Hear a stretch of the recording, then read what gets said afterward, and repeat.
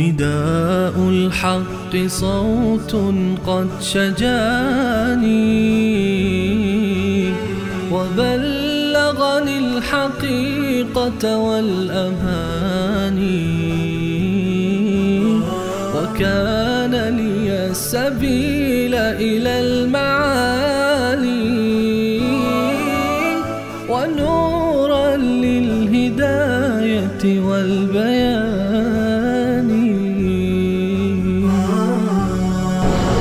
أعوذ بالله من الشيطان الرجيم. بسم الله الرحمن الرحيم. يا أيها النبي لم تحرم ما أحل الله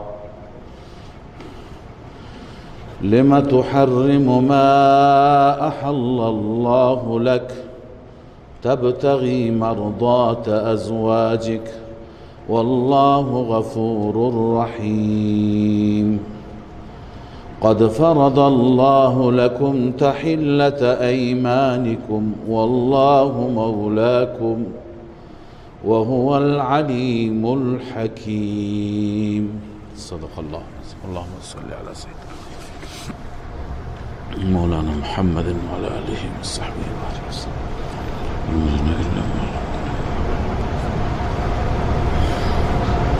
سوره مبارکه تحریم هست.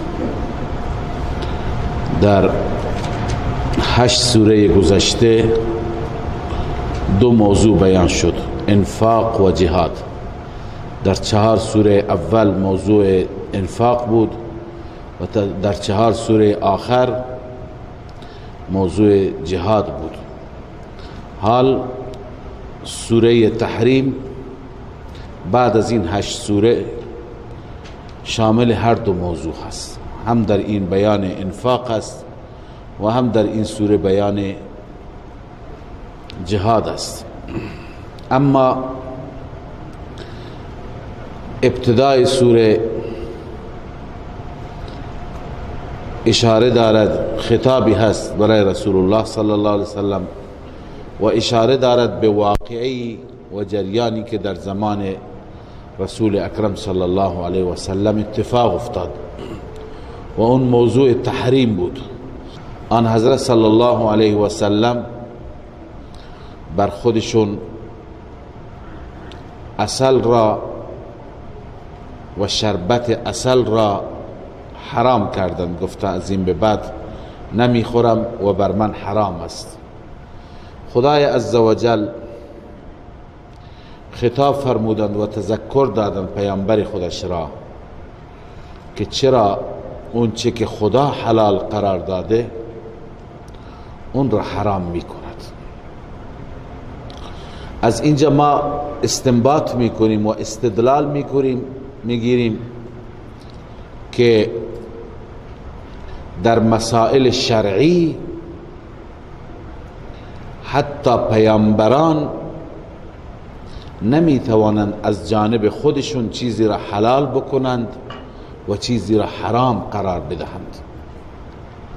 حرام همونه که خدا حرام قرار داده و حلال همان است که خدا حلال قرار بده. پیامبران فقط اعلام میکنند حرمت را و حلت را، از الله عزوجل از طریق وحی میگیرند، با خبر میشوند و بعد اعلام میکنند. بنابراین اینجا آن حضرت صلی الله علیه و سلم مورد تذکر قرار گرفته شدند. یا ایها النبی لم تحرم ما احل الله. ای نبی چرا شما حرام قرار میدید چیزی را که خدا حلال قرار داده؟ اصل داستان و اصل شأن نزول به اینجا برمیگردد که رسول الله صلی الله علیه و سلم بعد از ظهرها سر میزدن، سرپایی، پیش همه ازواج مطهرات، پیش همه مادران مؤمن و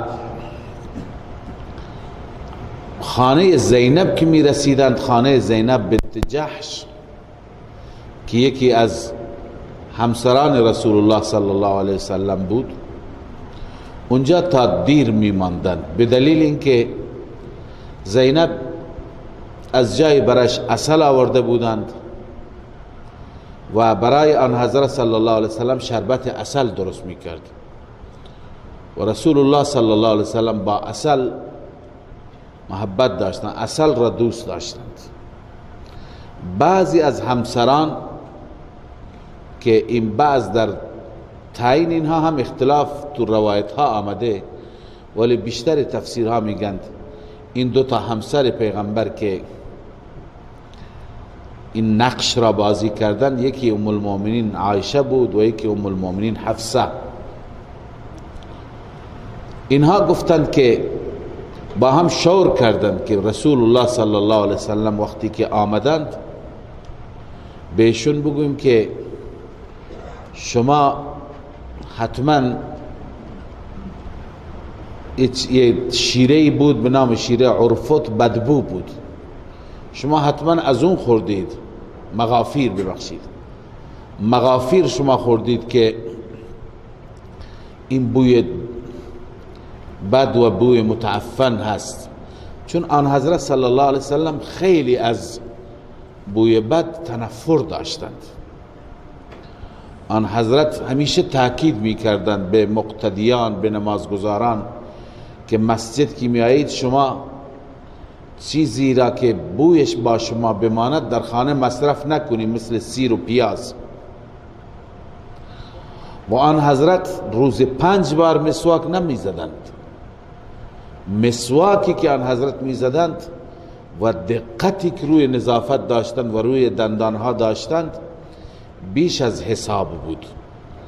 به وقت آن حضرت صلی الله علیه وسلم به وقت وضو میزدند، به وقت نماز هم مسواک استفاده میکردند، به وقت غذا بعد از غذا استفاده میکردند، از خواب بیدار میشدند استفاده میکردند، تازه میخواستند بخوابند استفاده میکردند.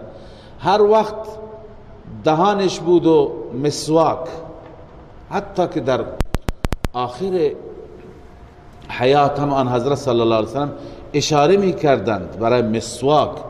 خیلی به مسواک علاقه داشتند و عادت هم داشتند، لذا از بوی بد اصلا خوششون نمی آمد.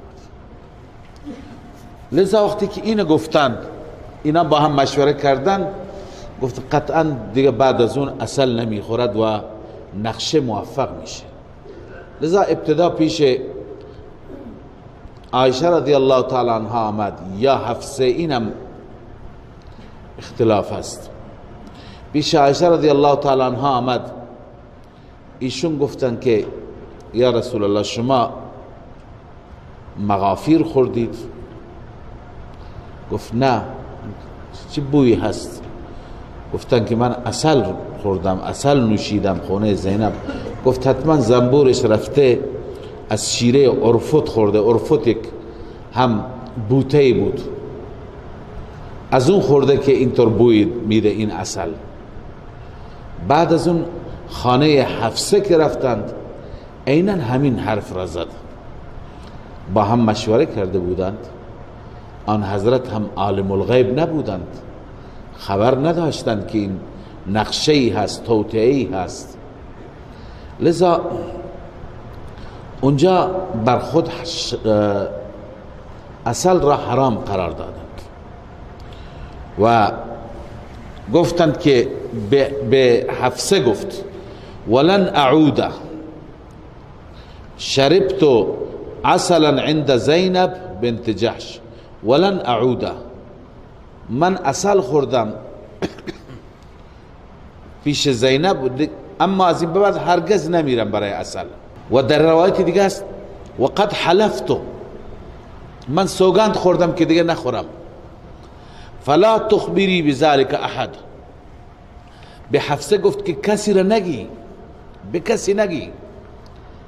به کسی چی نگی؟ که من چنین سوگندی خوردم و من بر خود حرام کردم. لذا اینها موفق شدند، خوشحال شدند که نقشه جواب داد، عملی شد. فوراً حفصه به عایشه رضی الله عنها گفت که پیغمبر خدا صلی الله علیه وسلم سوگند خورده که دیگه نخورد. الله عزوجل پیغمبر خودش را آگاه فرمود. اولا تذکر داد چرا حلال خدا را حرام میکنی، و بعد الله عزوجل فرمود اون چیزی که به صورت خصوصی به یکی از ازواج گفته ببین که به کسی نگی. اون رفت به همسر دیگرش گفت. الله تعالی وقتی که به پیغمبر گفت که این همسرت به اون همسرت گفت، آن حضرت صلی الله علیه وسلم افسر ملامت کرد، گفت چرا رفتی به عایشه گفتی؟ اون فکر کرد که عایشه حتما بهش گفته که من به او گفتم. برای عایشه رضی الله عنها ناراض شد، از پیغمبر پرسید که کی به شما گفت؟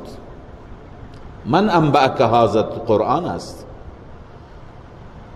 آن حضرت فرمود قال نبأنی العلیم الخبیر، اون ذاتی که علم داره مثل من نیست که عالم الغیب نباشد، اون علم دارد، عالم الغیب است، الخبیر خبر داره، او به من گفت. اینجا همسران پیغمبر متوجه شدند که الله عزوجل کل ماجرا را به پیغمبرش گفته و الله از این حرکت ناراضی شده، توبه کردند. لذا این جریان هست در سوره مبارکه تحریم. تحریم هم به همین خاطر میگن که پیغمبر تحریم کرد بر خود عسل را. الله می فرماید یا ایها النبی لم تحرم ما احل الله لك، ای نبی، ای پیامبر، چرا حرام قرار میدهی آن چیزی را که حلال قرار داده الله برای شما؟ عملا لا اعتقادا، عملا حرام قرار داد. تبتغی مرضات ازواجک، سبب تحریم می طلبی رضایت همسرانت را. والله غفور رحیم، الله عزوجل بخشاینده و مهربان است، خدا می بخشد. ولی چرا حرام قرار دادی؟ الان لازمه، فرض و واجبه که قسمت را به پایان برسان، به اصطلاح ما قسم را بشکن، باز کن و بخور. قد فرض الله لكم تحلة ایمانکم، همانا لازم قرار داده الله برای شما باز کردن قسم را. قسم را باز کن، کفاره بده. والله مولاکم، خداوند مولای شماست، یعنی حامی و کارساز شماست. مولاکم این ولیکم و ناصرکم، ناصر شماست به ازالت الخطر فيما تحرمون على انفسکم. این که شما بر خود چیزی حرام بکنید، خداوند عزوجل حامی شماست، چیزی به شما چیزی نمیشه شما را. و بالترخیص لكم في تحلیل ایمانکم، و خدا مولای شماست چون که به شما مرخصی داد، یعنی اجازه داد که قسمهای خودتون را باز کنید، یعنی قسم را بشکنید. بالکفارة و بالثواب على ما تخرجونه في الكفاره. قرطبی کفاره بدی، قسمت جبران میشه و حتی ثواب بهت میرسه. الان حکم ما هم همینه، اگر کسی از ما چیزی را بر خود حرام قرار داد، حرام قرار دادن نوعی قسم است. بگه این چیز بر من حرامه، باید بخوره، چون که هیچ کسی حق نداره حلال خدا را حرام بکند. باید بخورد و بعد از اون کفاره قسم بده. و اذ اسر النبی الى بعض ازواجه حدیثا، وقتی که مخفی کرد پیغمبر به بعضی از همسرانش سخنی را. عرض کردم طبق قول صحیح این سخن چیه؟ همینی که به حفصه گفت من از این به بعد عسل نمی نوشم، عسل نمی خورم و به کسی نگی من سوگند یاد کردم. فلما نبأت به، وقتی که اون همسر خبر داد به آن خبر، اون حرف را گفت به هووی خودش. و اظهره الله علیه، و آن را خدا ظاهر کرد بر پیغمبر خودش. خداوند هر چی که حفصه به عایشه گفته بود همه را به رسول الله گفت. رسول الله صلی الله علیه وسلم حفصه را زیاد ملامت نکرد، فقط همون جمله را گفت. قرآن میگه عرف بعضه و اعرض عن بعض، بعضی را برایش معلوم کرد، بعضی دیگه پیغمبر ازش اعراض کرد. یعنی زیاد نخواست خجالتش بده، زیاد نخواست شرمندهش بکنه. بعضی را گفت تو چرا به عایشه این گفتی این گفتی، بعضی دیگر نگفت. عرف بعضه و اعرض عن بعض، بعضی را برایش معین کرد، بعضی دیگر را اعراض کرد. خب زمانی که پیغمبر این گفت فلما نبأها به قالت من انبأك هذا، وقتی که به او خبر داد به این خبر، اون گفت من انبأك هذا، چه کسی تو را خبر داده؟ حتما عایشه بهت گفته. رسول الله گفت قال نبأنی العلیم الخبیر، به من خبر داده آن ذاتی که علیم و خبیر است، هر چیز را میداند و هر چیز را خبر دارد. او به من خبر داده، کجا عایشه خبر داده؟ لذا الله عزوجل ترغیب میده این دوتا را به توبه. ان تتوبا الى الله فقد صغت قلوبكما، این شرطیه هست. خدا میفرماید اگر شما توبه کنید، به سوی الله رجوع کنید، فقد صغت قلوبكما جزاش نیست، جزا مقدره. علت جزا فقط صغت هست و قائم مقام جزاست. الان جزا چیه؟ مفسرین جزاهای مختلف مقدر کردن. بعضی گفته ان تتوبا الى الله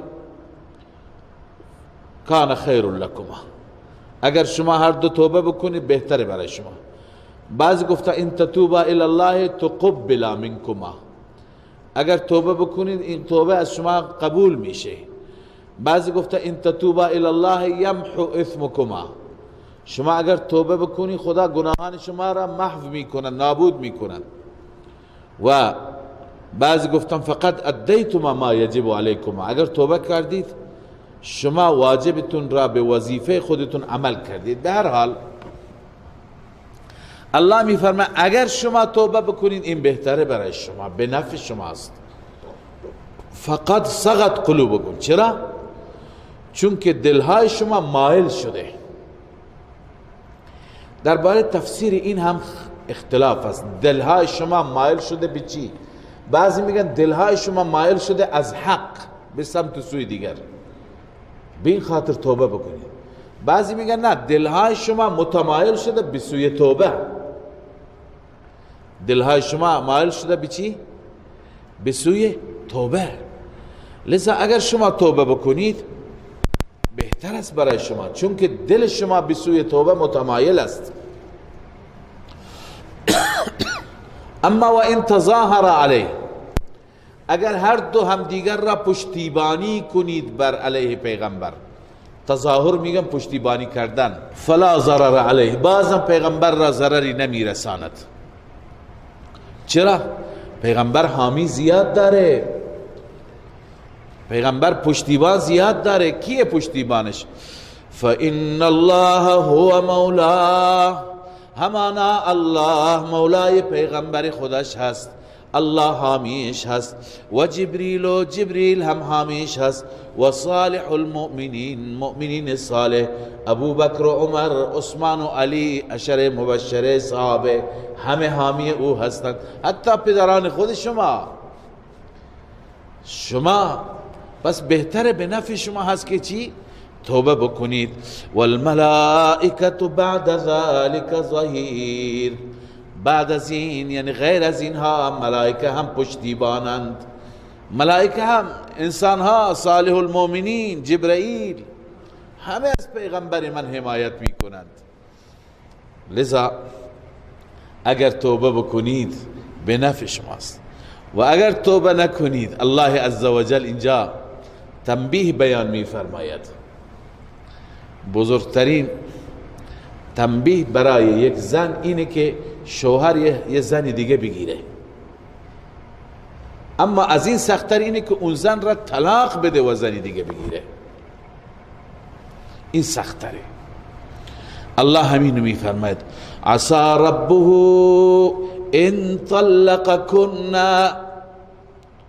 عسى ربه وعده رب او هست که ان طلقكن اگر او شما را طلاق بده،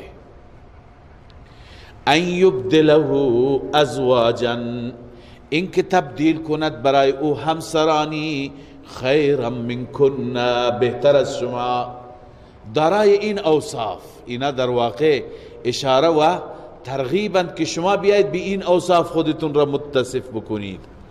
چه زنانی دارای چه اوصافی؟ مسلمات زنانی که کاملا تسلیم باشند، مؤمنات مؤمن کامل باشند، قانتات یعنی کاملا پیرو باشند، تائبات کسانی که توبه کننده باشند، عابدات زنانی که کاملا عبادت کننده باشند، سائحات زنانی که روزدار باشند، ثیبات و ابکارا زنان مختلف هم بیوه و هم باکره. الله برای اون بهتر از شما را انتخاب میکنه اگر شما را طلاق بده. اما ببین این وعده خداست، این چیزی از این آیات ما میگیریم و استنباط میکنیم، چیز ظریف و جالبی هست. اون اینه که قطعا اگر زنانی بهتر از زنان رسول الله بود خداوند برای پیغمبرش انتخاب میکرد. خداوند همیشه برای پیغمبرش بهترین ها را انتخاب میکند. پس الله میفرماید بهتر از شما، الله عزوجل بهتر از اینها پیدا نکرده بود که اونها را برای پیغمبرش انتخاب بود. اینا بهترین ها هستند، ازواج مطهرات، سیدات زنان بهشتی، امهات المؤمنین. این فضائلی که الله به اینها داده، اینها چون اینها ظرفیتش را داشتند، لغزشی خطایی می شد، ولی از این زنها پاکتر، از این زنها قانعتر، از اینها مؤمنتر، عالمتر در هر صفتی نبود. اگر بود الله برای پیغمبرش قطعا انتخاب میکرد. لذا بعد از این الله عزوجل به بقیه مؤمنین خطاب میکند که شما مؤمنین طوری برنامه ریزی بکنید که خودتان را، اهل و عیالتان را، زن و بچه تان را از عذاب جهنم نجات بدهید. الله می فرماید یا ایها الذین آمنوا قوا انفسکم و اهلیکم نارا، ای کسانی که ایمان آوردید، ای مؤمنان، قوا انفسکم شما حفاظت کنید خودتان را، و اهلیکم و اهل و عیالتان را، نارا از آتش جهنم، اون آتش جهنمی که وقودها الناس والحجاره، اخگرهای آن، اخگرهای روشن و زغالهای روشن آن انسانها و سنگها هستند. بر اون آتش جهنم ملائکه‌ای هست، داروغهایی هست، علیها ملائکتون غلاظ شداد، بر آنان ملائکه است که دارای اوصاف بسیار خطرناک. غلاظ یعنی بسیار بدخو، خیلی بدخواند، تندخو هستند. شداد بسیار سخت، بسیار تندخو و تندمزاج و سختند.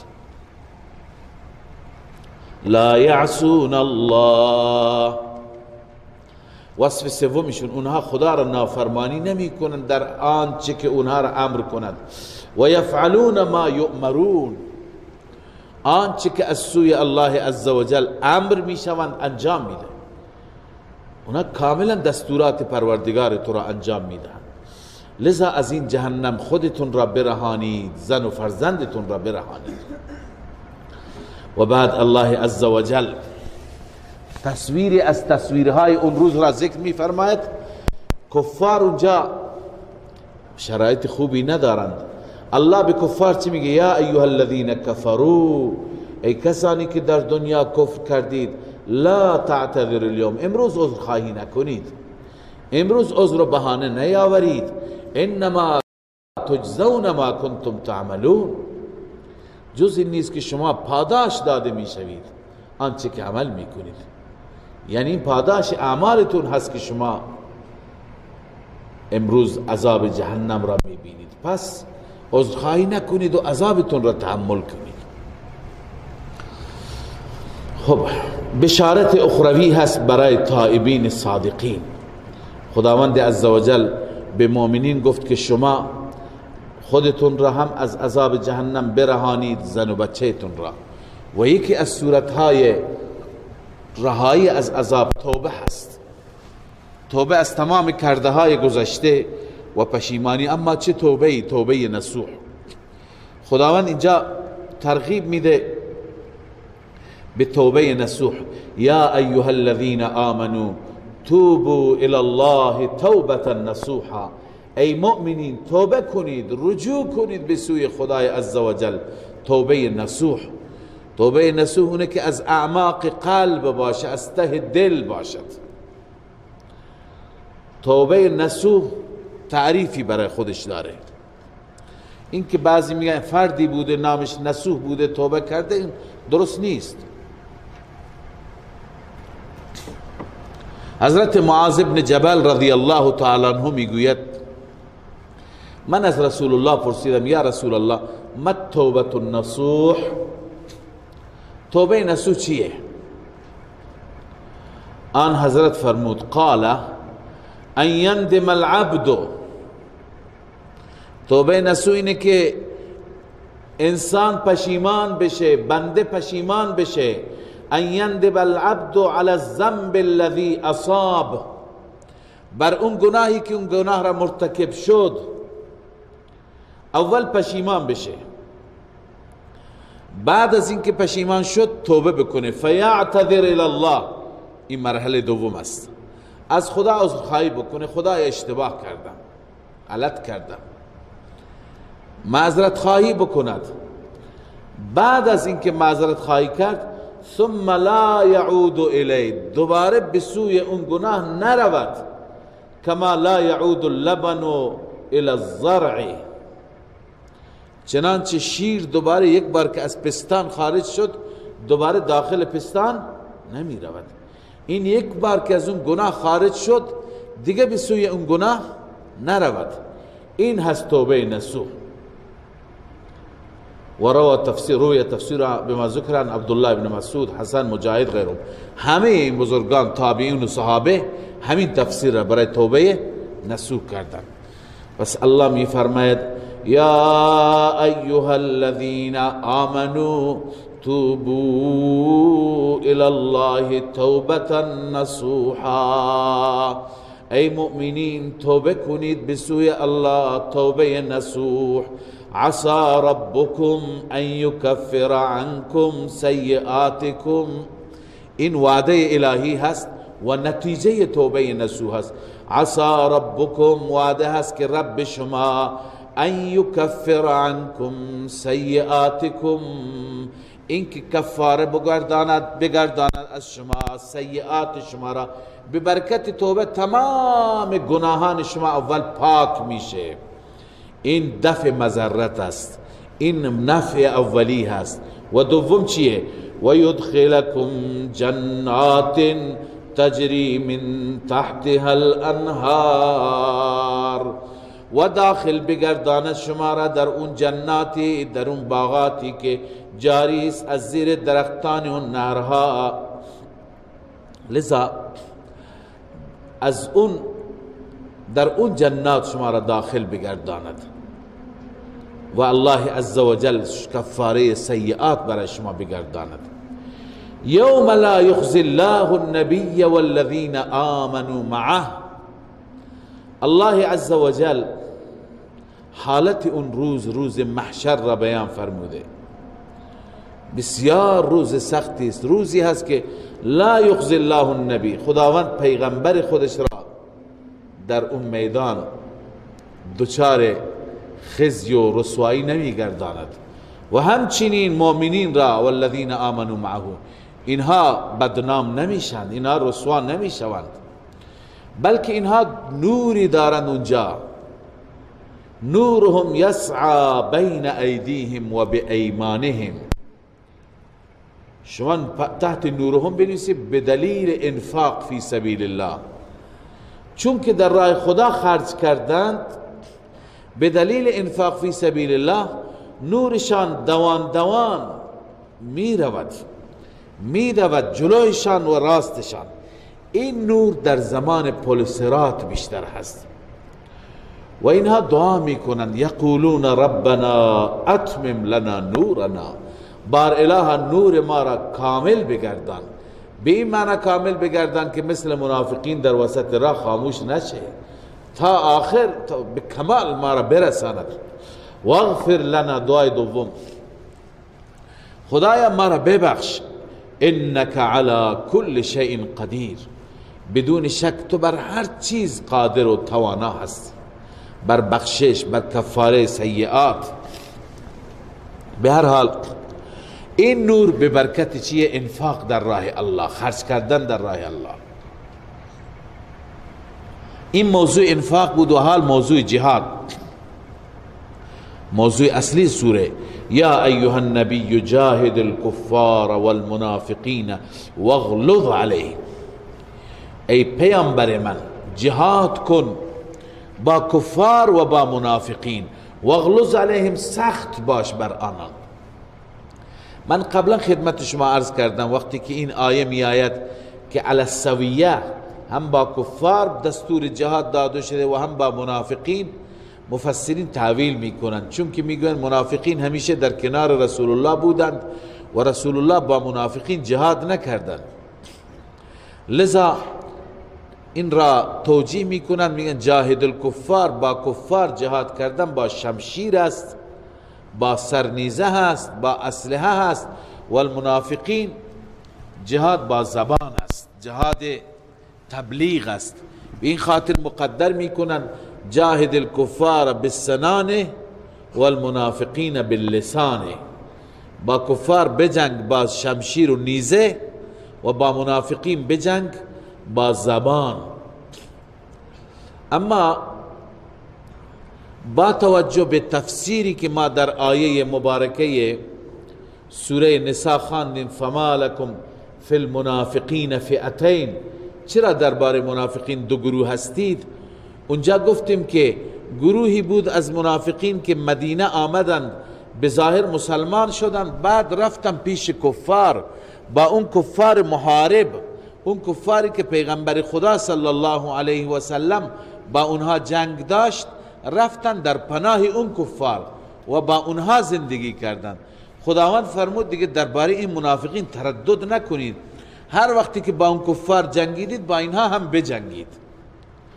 پس اگر اون منافقین مراد باشد هیچ اشکالی نداره، آیه نیازی نیست که ما بالسنان و باللسانش بکنیم، با اون منافقین هم مثل کفار باید جنگید. پس ما میگیم اگر جهاد با شمشیر مراد هست، مراد اون منافقینی هستند که اونها در مدینه نبودن، در معیت رسول الله نبودن. اونها با کی زندگی میکردن؟ با کفار زندگی میکردن.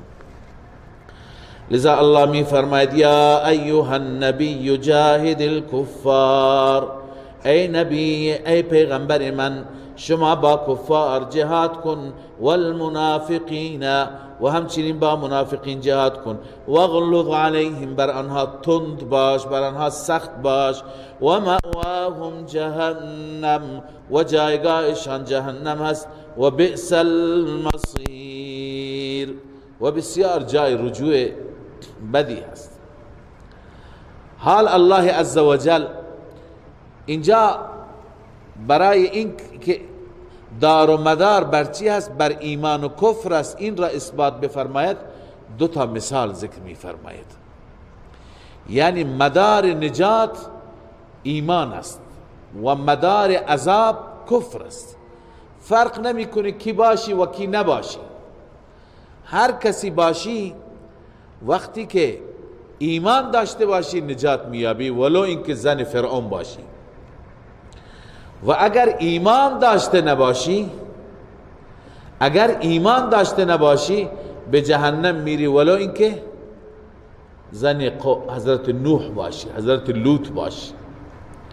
لذا الله می فرماید ضرب الله مثلا للذین كفروا امرأة نوح، بیان فرموده الله مثالی برای کسانی که کفر کردند.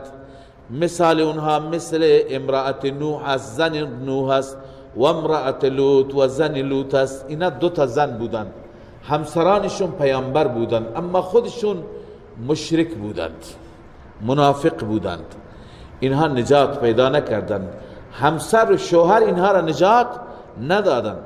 کانتا تحت عبدین من عبادنا صالحین، این دو تا زن تحت عبدین یعنی همسر دو تا از بندگان صالح ما بودند. فخانتاهما، اما اینها در عقیده شرکی خیانت کردن با اون دو تا پیامبر. ببینیم منظور از خیانت، خیانت دینی هست. منظور از خیانت چیه؟ خیانت دینی هست، نه اینکه بگیم خیانت از نظر دامنی، به اصطلاح پاک دامنی. چون که زنان پیامبر هیچ وقت بی عفت نبودند و نخواهند بود. این مطلب را بیشتر در سوره یوسف انشاءالله عرض میکنیم، در بحث نکاح زلیخا و یوسف، که آیا اونجا نکاحی صورت گرفت یا نه. ولی اینجا خدمت شما عرض کنم که زنان پیامبران امکان داره که مشرک بودند، کافر بودند، منافق بودند، اما زانیه نبودند، فاسده به معنی فساد اخلاقی نداشتند. چرا؟ چون که اینجا این عیب برمیگرده به مرد. اگر مشرک باشه عیبش به خود زن برمیگرده، کافر باشه خب یک عقیده، یک موضوع شخصی هست، به خودش برمیگرده. اما اگر بدکار و فاسد باشه، این ننگش، این عیبش به تمام مردانی که اطراف این زن هستند، ام از پدر، ام از برادر، ام از فرزند، ام از شوهر، به همه اینها برمیگرده. به اون شوهری که زنش فلان کاره باشد چی میگن؟ دیوس میگند. بس ببین شوهر چه گناهی کرده؟ اینجا زن گناه مال زنه. چرا این سب و این دشنا متوجه شوهر میشه؟ چون این عیب متوجه شوهر میشه. بنابراین از اون جایی که انبیاء علیهم الصلوات و التسلیمات انسانهای پاکی هستند، از نظر عفت همیشه خداوند برای اونها زنان پاکی را انتخاب فرموده. زنان پیغمبران از نظر حیا و عفت پاک بودند، از نظر دین امکان داره مشرک بودند. پس اینجا فخانتاهما، خیانت دینی هست، نه خیانت بی عفتی. چنانچه امام ابن کثیر نوشته، همین مطلبی که بنده گفتم ایشون در دو جمله نوشته: لیس المراد بقوله فخانتاهما فی فاحشه. این که فخانتاهما فرمود مراد فاحشه بودن نیست، بل فی الدین، بلکه چی هست؟ از نظر دینی هست. فإن نساء الانبیاء معصومات، زنان همه انبیاء پاکند از چی؟ عن الوقوع فی الفاحشه، از این که واقع بشند در کار بی افتی، از این پاک و معصومند. لحرمت الانبیاء، به خاطر اینکه اینها در حریم انبیاء هستند، همسر پیامبران هستند.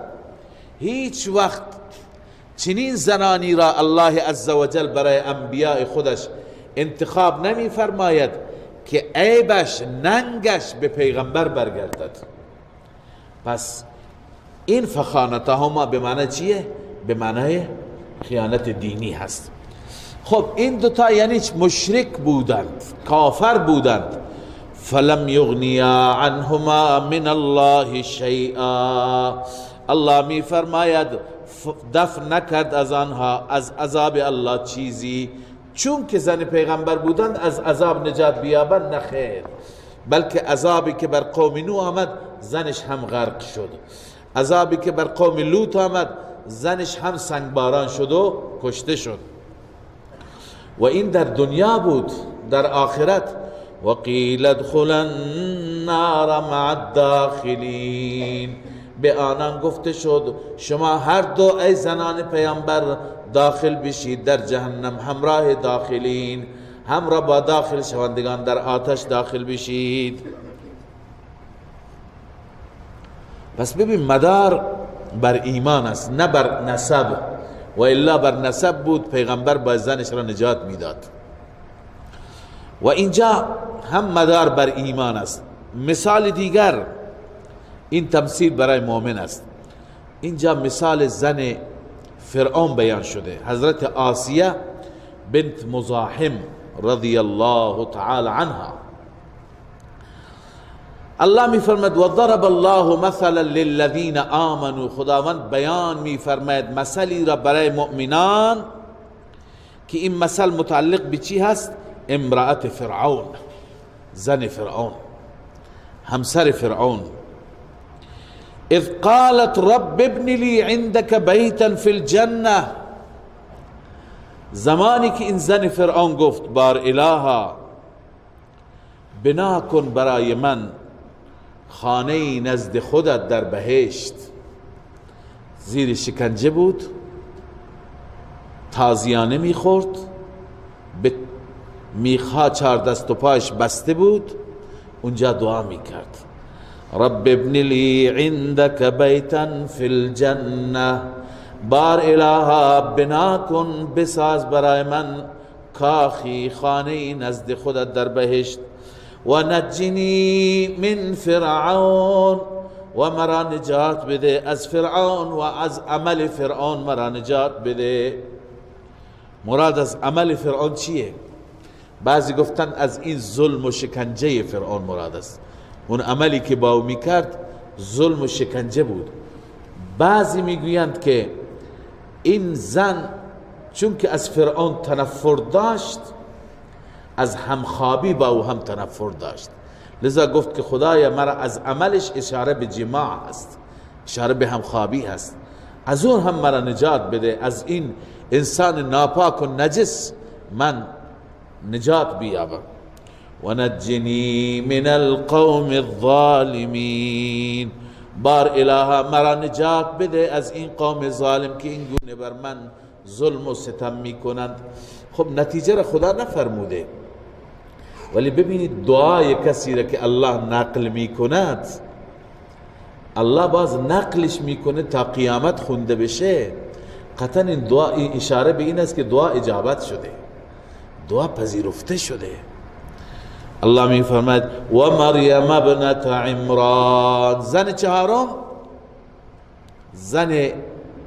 زنی هست که مریم اسمش، دختر عمران است، اما این هم در پاکدامنی، در حیا، در عفت نمونه بود. و مریم ابنت عمران التي احسنت فرجها، اون مریمی که حفاظت کرد عفت خودش را، پاک دامن و با عفت بود. یهودی ها اون را پاک دامن نمی دانستند. فنفخنا فیها من روحنا، الله می فرماید ما دمیدیم، دم کردیم در آن از روح خودمان. از روح ما یعنی چه؟ یعنی روحی از جانب خود فرستادیم برای او تا عیسی متولد بشه.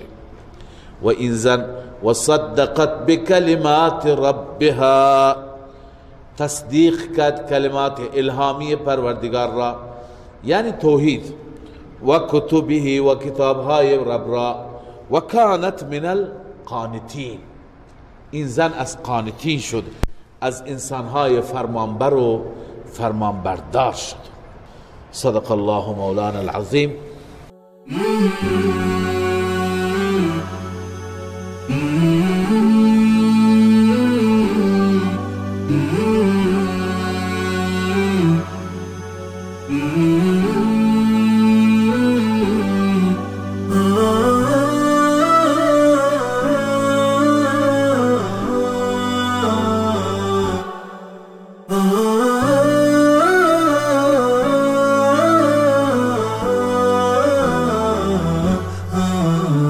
نداء الحق صوت قد شجاني، وبلغني الحقيقة والأماني، وكان لي السبيل إلى المعالي، ونورا للهداية والبيان.